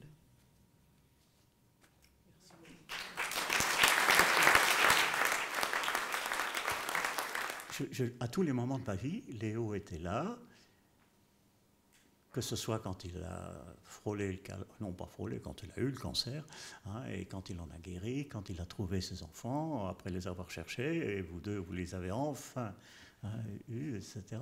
Et puis, il n'y a pas un moment de ma vie à moi qui n'a croisé sa vie à lui, il n'y a pas un moment de sa vie à lui dont il ne m'a fait le témoin d'une manière ou d'une autre, en toute discrétion parfois, en moins de discrétion à d'autres moments. Et donc on sent qu'il y a une sorte de chemin qu'on fait ensemble, mais avec très peu de gens. Avec très peu de gens. Les amis sont déjà rares, mais là c'est plus de l'amitié. Je veux dire, on est liés par quelque chose. On ne sait pas quoi, on ne sait pas pourquoi. Ce ne sont pas toutes ces raisons anecdotiques qui font qu'on est si proches l'un de l'autre et que je ne comprendrai jamais ce qui est arrivé. Jamais. Tous les jours encore, aujourd'hui, je lui parle, il est là, il ne me quittera jamais. Hein, je ne comprends tout simplement pas et je ne comprendrai jamais. Maintenant, pourquoi le poète? Ça, je dois essayer de vous le faire en réfléchissant à ce soir auquel j'aurais plutôt envie de ne pas venir, mais je dois aller d'être là ce soir, donc je viens.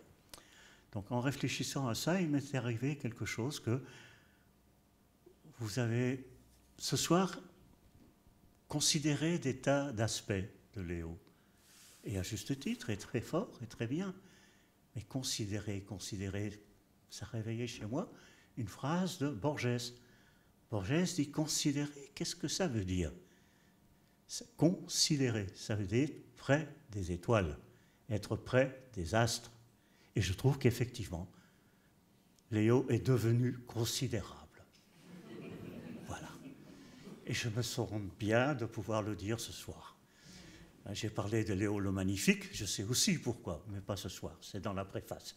Donc vous lirez la préface, qu'on ne lit d'habitude pas, mais faites ça pour Léo. Hein? La deuxième chose, c'est que tout le monde le sait, je suis, et Léo le premier, hein, je suis, depuis ma tendre jeunesse, un lecteur de Pound. On peut parler de la traduction, on en reparlera, hein, mais je veux dire, je me nourris de Pound depuis des années, jusqu'à avoir été à Venise, sur à San Michele, sur sa tombe, voler les fleurs en plastique, il n'y en avait pas d'autres, hein, qui étaient sur la tombe de Pound. Donc on parlait de Pound, des traductions possibles, éventuelles, imaginaires, etc. Et puis qu'est-ce qu'il raconte, et pourquoi je suis ici. Et puis un jour, j'ai trouvé la phrase, il n'y a pas longtemps, parce qu'elle va à Léo comme un gant. Pound dit, qu'est-ce que c'est qu'un poète? C'est quelqu'un qui, dans la masse des informations, dans la masse de la vie de tous les jours, dans tout ce qui nous arrive, etc., est celui qui voit le fait éclairant. Le fait éclairant. Léo était submergé d'actualités, d'activités, de relations, etc. On a parlé de son carnet d'adresses. Mais dans tout ce tohu-bohu, pour reprendre le mot juif, hein, dans ce tohu-bohu, c'est l'homme qui voyait le fait éclairant. Ce qui fait qu'on peut faire une œuvre avec ça. Ce qui fait que les hommes vivent de cette petite chose-là. Et on ne comprend pas à ce moment-là, parce qu'on se demande bien pourquoi il cite un économiste du 19e siècle, dans un poème qui s'appelle Les Cantos. Non, tout d'un coup, c'est le fait éclairant. Là, vous n'en sortez plus. Et Léo a toujours été, dans toutes les circonstances, celui qui tout d'un coup vous mettait en avant la petite chose que vous n'aviez peut-être pas vue, la petite chose que vous n'avez peut-être pas sentie. Je suis un être assez rugueux, frustre et de très mauvais caractère. Et tout d'un coup, Léo pouvait me prendre en disant « Mais ça, tu l'as vu ?» Et c'était la grande différence entre nous. Il était un indéfectible, comment dire, je ne peux pas dire optimiste, le mot est un peu bête, mais c'est quelqu'un qui avait une foi totale dans l'avenir de l'humanité, la générosité des hommes, même si on est déçu, même si ça n'a pas été ce qu'il espérait. Il avait une foi totale dans l'avenir et dans les hommes. Ce qui était strictement le contraire de ce que moi j'ai toujours été, quelqu'un qui n'a pas la moindre foi dans ces choses-là, sauf dans la vie. La vie, l'affaire des hommes, c'est fini. Lévi-Strauss l'a très bien dit, nous avons dépassé le point de non-retour. Et Léo, ça le révulsait d'entendre ça. Hein, mais en même temps, le point de non-retour de l'humanité, ça n'a pas d'importance. La vie triomphera. Et là, Léo et moi, nous avons toujours été d'accord. Quoi qu'il arrive, la vie triomphera. Donc ça, c'est le point éclairant. Et la troisième chose sur laquelle je voudrais revenir un moment, c'est... Comment dire ça? Il y a un auteur suisse, je suis désolé d'avoir pas son nom en tête là pour le moment, mais il y a un homme que j'adore qui a beaucoup parlé de des Grecs, du monde grec, d'Homère, de l'Iliade et de l'Odyssée, et qui dit voilà, avant que Homère, à qui nous prêtons d'avoir mis par écrit définitivement un certain nombre de textes, avant ça, tous ces textes existaient, tous ces textes circulaient, tous ces textes voyageaient. C'était comme une espèce de poème flottant. Alors ce côté, je n'allais pas dire japonisant, mais c'était un poème flottant. Et un jour, ça s'est cristallisé et c'est devenu l'Homère et l'Odyssée et l'Iliade que nous connaissons. Mais Léo était vraiment cet esprit poétique flottant. Il était tout le temps dans la poésie, comme je le suis. Il vivait tout le temps l'aspect poétique des choses. Mais le mettre par écrit, c'était une autre affaire. Quand on est un très très très grand lecteur, c'est un très très très grand problème de mettre par écrit ce qui vient de vous frôler, hein, ce qui n'est qu'un frôlement de l'aile d'un ange qui vient de passer. Et donc voilà, il était pour moi le poète flottant. Et je voudrais lire 2 ou 3 choses de lui qui nous a... On va entendre sa poésie après, parce qu'il y a l'autre aspect aussi, voilà, parce qu'il y a 2 découvertes, il y a à la fois le Léo poète, et puis il y a le Léo romancier aussi, plus compliqué. Avec un texte qui s'appelle Dos au public, oui, aussi, qui est une trouvaille, un titre assez extraordinaire. Tout Alors, à fait. Juste un petit mot là-dessus, Werner, et puis on va écouter... je lirai les poèmes après, mais pour ce qui est de la prose, que j'espère entendre, parce que bon, j'ai eu le manuscrit. Le seul témoignage, il avait une très grande pudeur par rapport à ça. Il y avait quand même pour lui un problème Il avançait dans son roman, dans cette nouvelle, grande nouvelle, ou ce roman, en découvrant chaque fois quelque chose de supplémentaire. Je veux dire, il aurait pu chaque fois ajouter une scène à la scène. Et donc j'ai vu se succéder au fil des envois qu'il me faisait à Paris, hein, un texte qui prenait corps plus largement, plus fortement, qui s'architecturait. Dieu sait si là il était fort, parce que je ne sais pas si on a assez parlé du côté bricoleur de Léo, mais là il avait du génie aussi. Hein, il a fait un très beau livre avec Jacques de Decker. Il a aussi terminé sa vie, hélas, hein, en faisant un très très très beau petit recueil double, entièrement fait de sa main. Donc une reconduction de le paysage inconnu dans la neige, et il a retiré 2 chapitres. Il a réinventé la structure, c'est-à-dire il a fait tout. Il a fait la couverture, il a fait la mise en page, il a mis les dessins, il a retrouvé les textes, il a fait un emboîtage. Eh bien, il était comme ça dans son roman. Je ne me disperse pas. Son roman, il avait l'idée. Il sentait. Bon, le dos au public, c'était vraiment ça. Et puis, petit à petit, il a construit. Et il l'a construit d'autant plus que nous avons fait le service militaire dont il est question dans la même caserne. Nous avons été à Malines, dans la même caserne d'Ossin. Donc nous connaissions les détails, nous connaissions le mess des officiers où on jouait etc. On a fait ça tous les deux. On a fait ça tous les deux. Donc il en est né une complicité. Mais je ne peux pas dire que je l'ai vu écrire. J'ai vu des états successifs, hein, de quelque chose qu'il était en train de bricoler et qui finalement a trouvé son homogénéité. C'est un petit texte superbe. Enfin. On va l'écouter. Ici d'abord quelques mots de Dany Laferrière, son discours de réception à l'Académie française.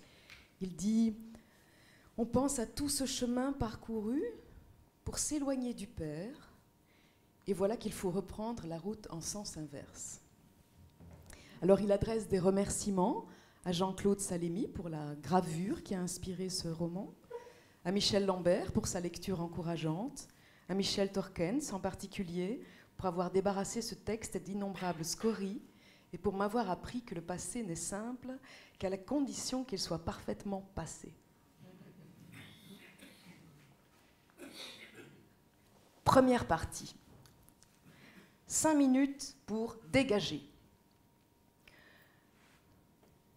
Aussi invraisemblable que cela puisse paraître, Arthur de Groot avait appris la contrebasse à l'armée.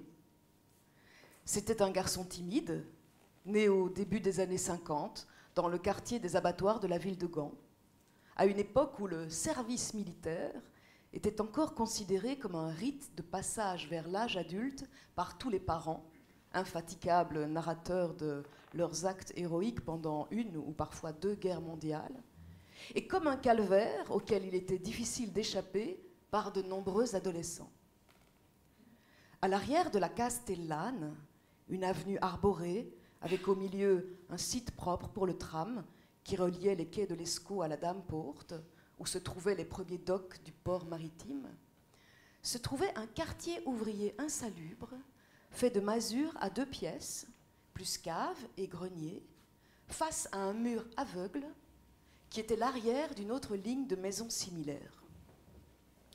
2 robinets d'eau potable pour la rue, des toilettes à l'extérieur, un bac maçonné devant chaque maison pour le charbon et une courette sur laquelle la plupart des habitants avaient construit un cabanon pour stocker tout ce qui ne trouvait pas de place dans les 40 mètres carrés habitables. C'était dans ce décor qu'avait grandi Arthur.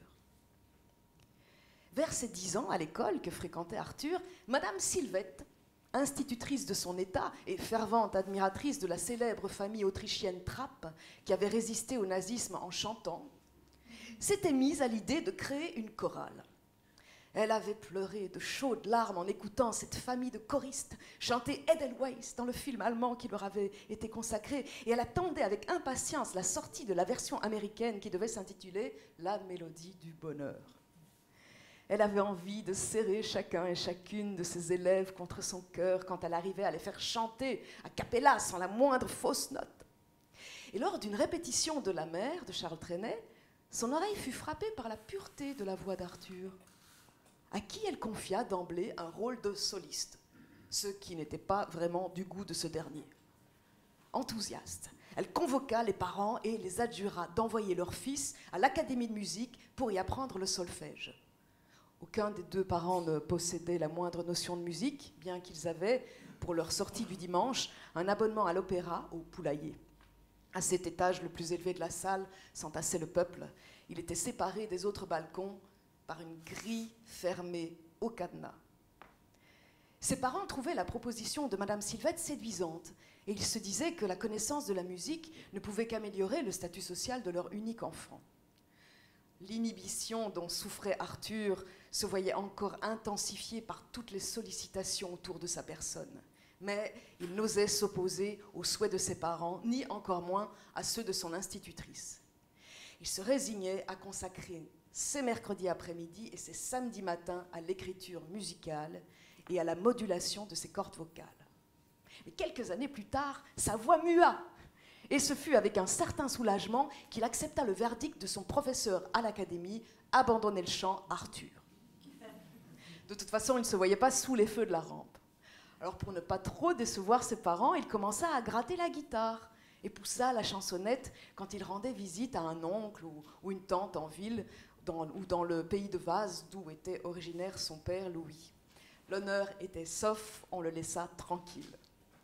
À 18 ans, le moment tant redouté arriva, la convocation au petit château à Bruxelles pour le service militaire. Après 3 jours d'examens médicaux et toutes sortes de conseils et d'interrogatoires, Arthur fut jugé apte pour le service. Et quelques mois plus tard, il apprenait à marcher au pas dans la cour de la caserne d'Aussin, à Malines, un bâtiment triste hanté par le souvenir de la déportation des Juifs qui y avaient été entassés en attendant les trains vers la mort en Pologne. Après 8 semaines d'instruction, il intégra le 5e bataillon des troupes de transmission de l'armée belge, à la caserne Baron Michel, dans un autre quartier malinois. À peine arrivé à son unité, il fut appelé hors du rang par le sergent qui commandait le peloton dans lequel il avait été affecté. « Soldat de Groot, j'ai vu dans votre dossier que vous avez des connaissances de musique. Veuillez me suivre chez le lieutenant, s'il vous plaît. » Alors le lieutenant demanda à Arthur « Quel instrument jouez-vous, monsieur de Groot ?»« Un peu de guitare, mon lieutenant. »« Mais ça, c'est parfait. Allez, laissez tomber mon lieutenant et appelez-moi Gaston. » Et il tendit la main. « Moi, je joue du saxophone, puis-je vous appeler Arthur ?»« Oui, mon lieutenant. »« Mais non, Gaston, appelez-moi Gaston, nous sommes entre musiciens. Voilà pourquoi je vous ai fait venir.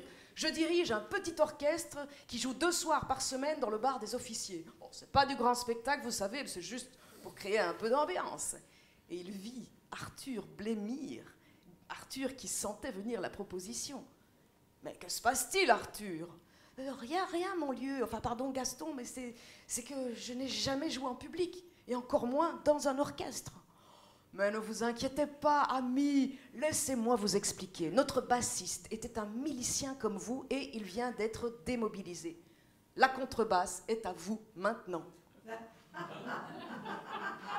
Une contrebasse ? Mais je n'ai jamais touché à une contrebasse.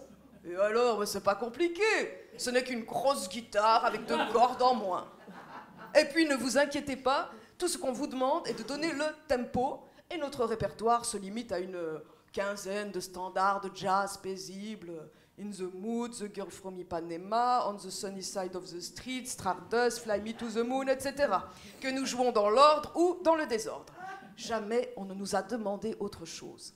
Alors, on reprend les sessions dans 6 semaines, après les fêtes de Nouvel An. Je suis certain que d'ici là, vous connaîtrez par cœur toutes les mélodies. Et croyez-moi, vous avez tout intérêt à accepter ma proposition. Aussi longtemps que vous ferez partie de notre formation, vous serez exempté de toute corvée. Cuisine, nettoyage, garde. Et ça, vous ne le regretterez pas. Conclut-il d'un air convenu. Et il ajouta, « Venez avec moi, je vais vous présenter Bertha. » Arthur allait de surprise en surprise. « Bertha ? Enfin, qui est Bertha, Gaston ? » C'est la contrebasse, jeune homme. On l'appelle Bertha.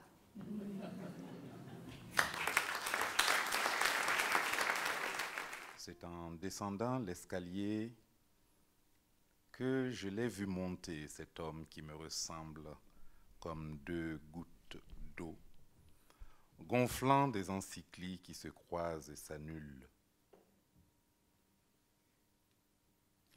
Lui et moi qui montons, moi et lui qui descendons dans les fractures du temps immobile, à tout jamais séparés par les barreaux du vortex, autour du puits entre la constriction de l'avenir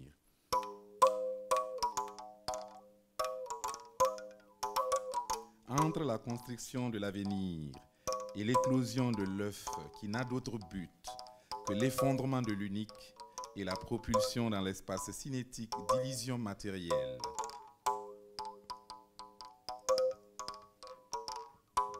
Pour écrire l'instant. Pour écrire l'instant où nous nous traversions en montant et descendant l'escalier, à nous 3, échangeant les mots uniques et invariables du présent.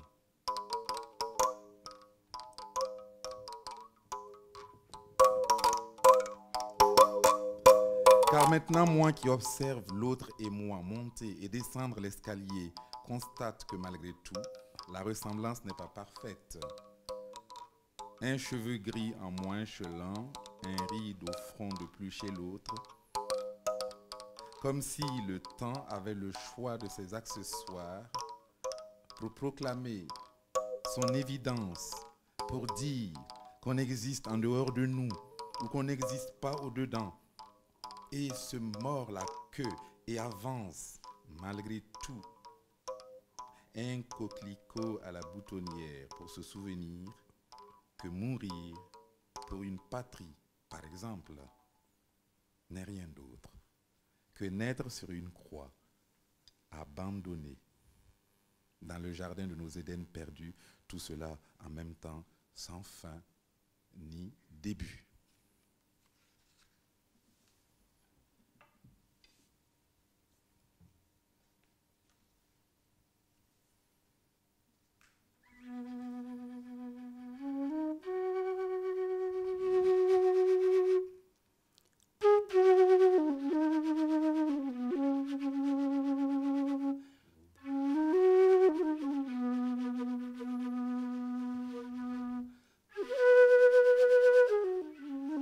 L'autre jour, on m'a coupé la tête, nom de Dieu. On m'a coupé la tête alors que je me rasais et préparais mes funérailles, prévues de longue date, en accord avec moi-même. Les yeux dans les yeux, transmis de bouche à oreille. Mais mourir sans tête n'est pas de bon augure pour trouver son chemin.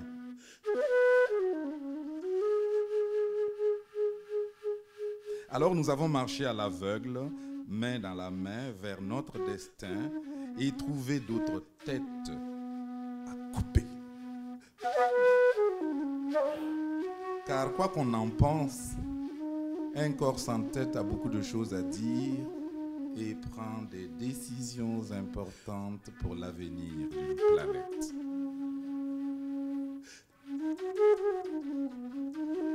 Une planète où on brûle les livres, où on coupe les têtes, où on crève les yeux, où on arrache les langues, où on attache les mains, où on bouche les oreilles, mais où resteront toujours des mots à imprimer, des joues à caresser, des yeux à pleurer, des langues à chanter, des mains à serrer, des paroles à écouter. Toujours, toujours, toujours.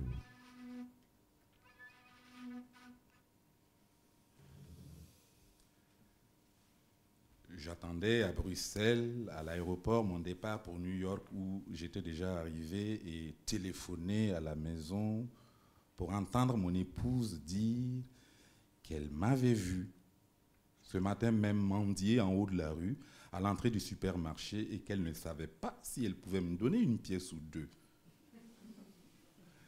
Et moi de lui répondre, débrouille-toi, je ne peux être partout à la fois, quoique des mendiants, il y en a à Bruxelles comme à New York, à Shanghai comme à Delhi, même à Melbourne, tout comme les riches d'ailleurs.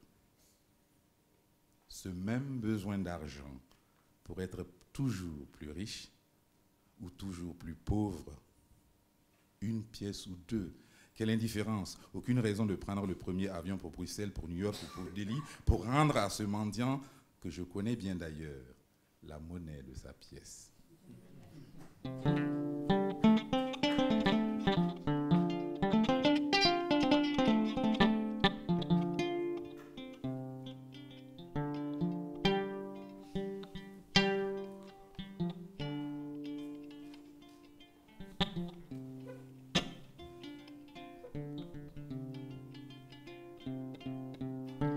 Pour voyager en Afrique, il faut des vaccins, beaucoup de vaccins comme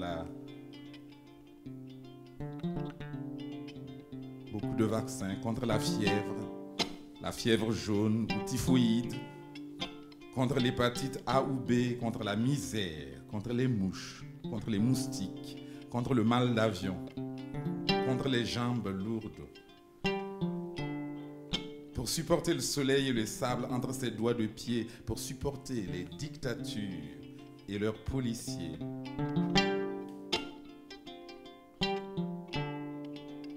Pour ne pas manquer la splendeur de la nature tropicale et la pureté des âmes qui y vivent.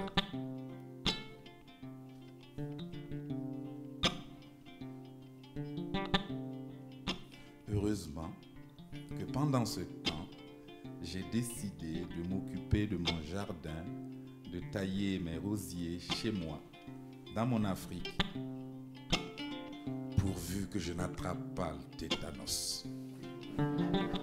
Ce sera très court, je voulais simplement vous lire 2 textes sur les 6 ou 7 qui sont écrits par Léo, en Ardèche, un jour, Claire était là, et c'est pour apprendre la paix à nos enfants. Et comme c'est un message qui est toujours valable, je crois qu'il est ce soir bien de le lire et puis vous prendrez la suite. Donc c'est une question-réponse, tout simple. Mon père, quand vas-tu mourir ? Léo répond, mon fils, la mort est le voyage en nous de cette part qui n'a pas de nom, sinon celui d'une promesse. Nous n'arrêtons pas de mourir et le voyage est sans fin. Mon père, il y aura tout de même un jour où tu ne seras plus là. Mon fils, un jour la terre entière ne sera plus là. Et pourtant le voyage continuera. Sois en paix avec la mort en toi. Le voyage t'écartera de cet instant où nous mangeons les mêmes fruits, mais d'autres vergers t'attendent. Mon père, si un jour quelqu'un me dit de tuer mes ennemis. Mon fils, la mort est déjà à l'œuvre dans chacun de nous. Son travail est lent et patient. Si tu rencontres un homme qui se dit ton ennemi, parle-lui du voyage et peut-être vous finirez par manger à la même table. Mon père, l'histoire de l'homme n'a-t-elle pas commencé par un meurtre? Oui, mon fils, mais ce meurtre était le début du voyage.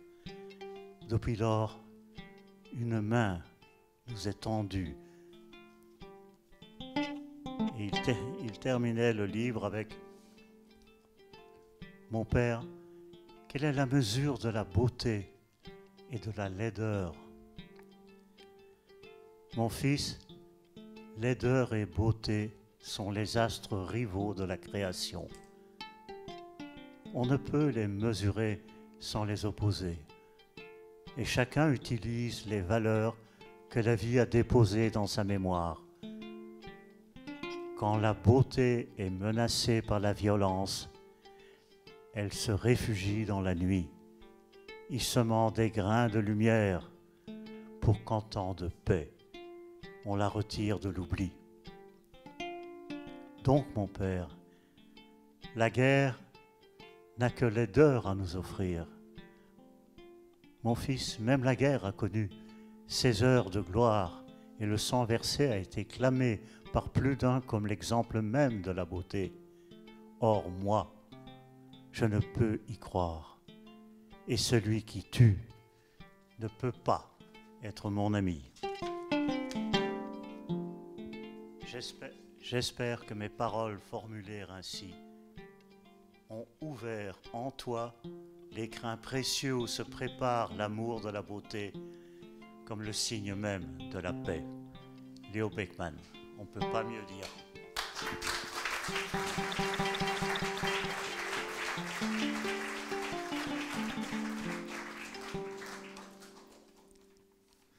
Je lis l'histoire d'un ami qui est aussi la mienne, car je me souviens de l'écoute de ces mots, battements de bruit sur l'air avant d'être couché, noir sur blanc dans la mémoire du papier. Je lis et me déplace dans ce temps ancien, quand j'étais miroir et me rappelle. Les reflets évanescents d'un foyer où se consumait le doute parmi les braises et l'alcool pour ne laisser place aujourd'hui qu'à une seule vérité. Rencontrer soi-même dans les paroles d'un ami est chose rare et mérite d'être écrit.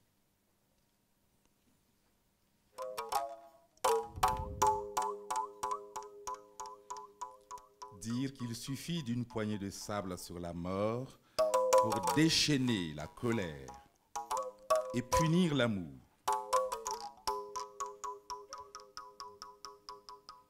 Or, pour chaque mort, il y a un vivant, qu'il soit honoré.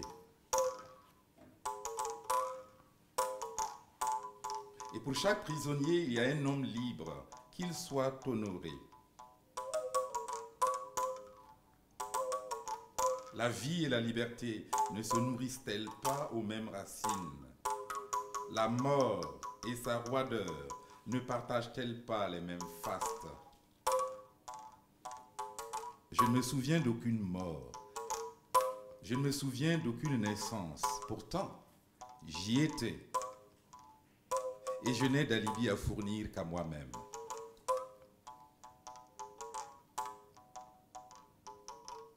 Pour connaître le poids de l'âme, ôtez votre chapeau et saluez l'enfant qui n'a pas d'âge.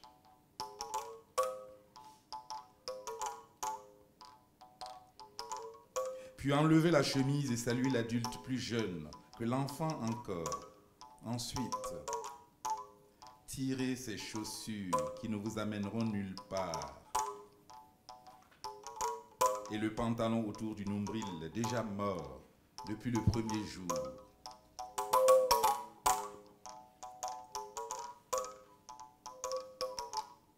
Puis enlevez ce corps qui bientôt ne vous sera plus d'usage. Et pour finir, jetez la balance, car vous y êtes, maintenant, au cœur de l'âme, ou l'inverse.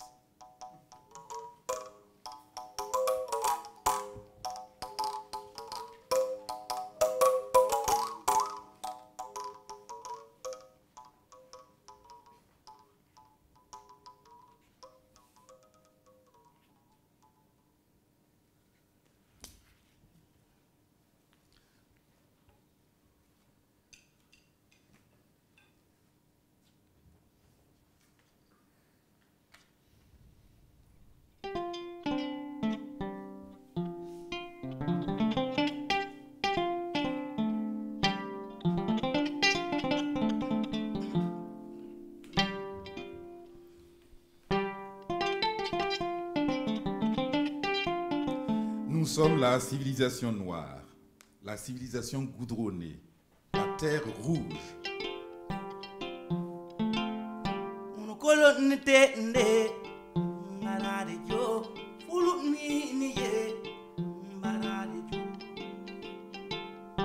Nous sommes la civilisation noire, la civilisation goudronnée, la terre rouge et la poussière.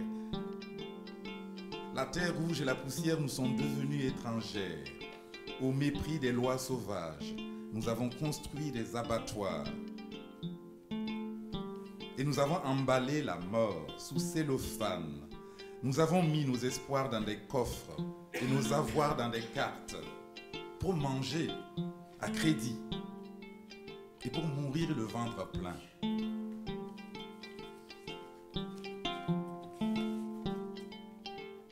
Or un jour j'aurai la peau noire et je porterai cette peau en signe de libération, car je serai à nouveau cet homme ancien qui se souvient de la terre, de la place qui lui revient et de ses origines minérales.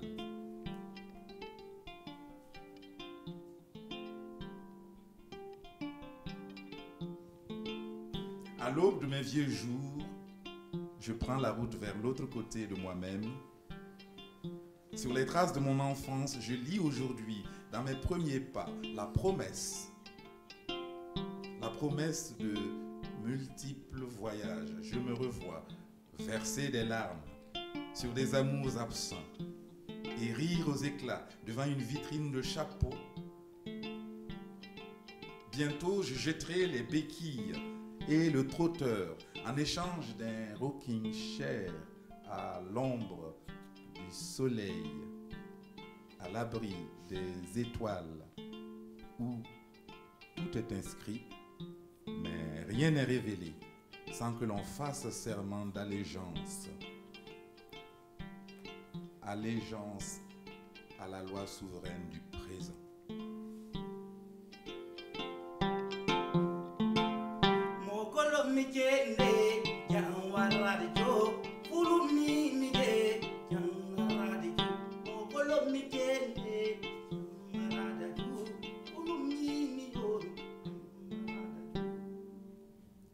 Entre l'inconnu et l'oubli, entre plus tard et avant, il y a tellement de présent qu'il faut abandonner. Pour sauver l'écriture et l'histoire de l'enfant, né au no man's land du désir, l'enfant ne croit pas au passé. Ce souvenir est une affaire de vieux, toujours en retard. Des lambeaux de mémoire claquent au vent tels des objets stellaires dans nos télescopes qui scrutent cette autre naissance autant mystérieuse que cette absence de masse au plus loin de nous-mêmes. Pardonne-moi, petit. Pardonne-moi, petit, de ne pas jouer à la marelle pour atteindre le ciel. J'ai encore des cailloux plein les poches et trop de poids dans la tête pour laisser les mots au vide.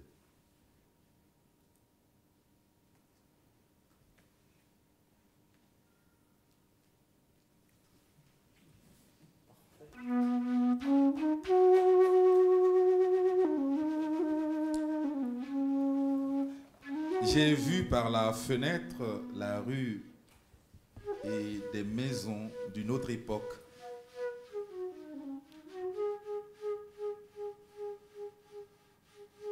J'ai fermé volets et paupières pour barrer la route au soleil et pour permettre aux rêves de retourner à la source.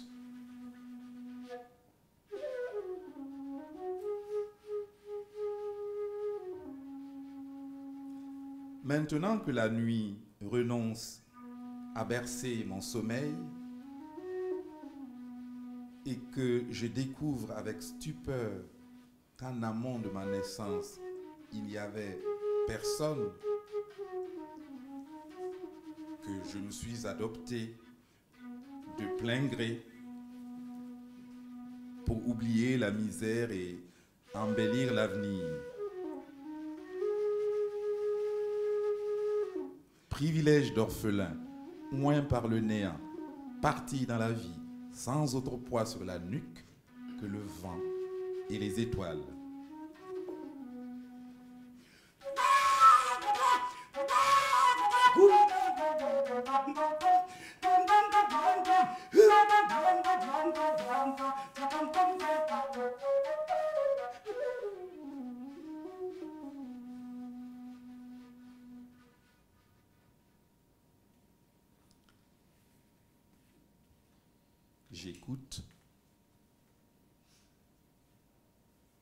J'écoute les sons du dedans.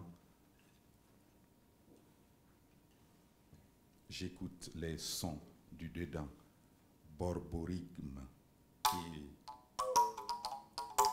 bourdonnement acouphène. Acouphène est un mot étrange qui rappelle l'Olympe. Vibre comme un métier à tisser. Des histoires, prophéties et concerts de trompettes. Dans les temples, alors que ce n'est que l'écho d'un éclat de rire des dieux qui vous versent de la cire dans les oreilles.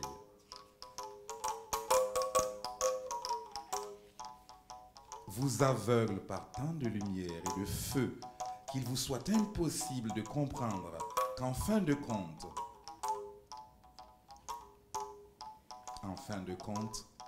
ils vous doivent une fière chandelle d'exister.